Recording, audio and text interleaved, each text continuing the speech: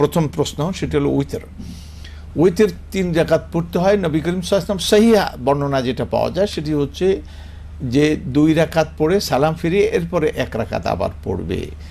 এবং তিনি বলছেন যে তোমরা মাগরিবের মতো করে এই উইথের নামাজ পড়ো না, কারণ মাগরিবের প্রথম 2 রাকাত পরে বসতে হয়, এরপরে তো আমরা যেভাবে হানাফিরা পড়ি, আমি নিজেও হানাফি, সেটা পড়ে আমি এরকম পড়তাম, কিন্তু এখন সদি হাদিস আবু হানিফা বলছেন যে সহাল হাদিস ফাহুয়া মাযহাবি রাহমাতুল্লাহ আলাইহি। তিনি বলছেন যে যখন কোনো সহিহ হাদিস পাওয়া যায় আমার কথার মোকাবিলাতে সেটি আমার মাযহাব। তা আমি দলিল দিক থেকে এবং ইয়ের দিক থেকে এটাই আমি সবচেয়ে মজবুত মনে করি, সেই জন্য আমি নিজেও এটার উপর আমল করি। এই 2 রাকাত পড়ে সালাম ফিরিয়ে এরপরে আবার 1 রাকাত পড়ে এরপরে ওই যে কুনুত পড়ে আপনার এই সেজদার মধ্যে চলে গেলেন। জি, আল্লাহু আ'লাম বিস-সাওয়াব।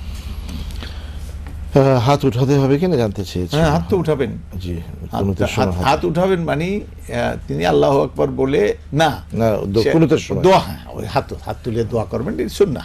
নবী সাল্লাল্লাহু আলাইহি ওয়াসাল্লাম এইভাবে দোয়া করছেন। জি, আসসালামু আলাইকুম।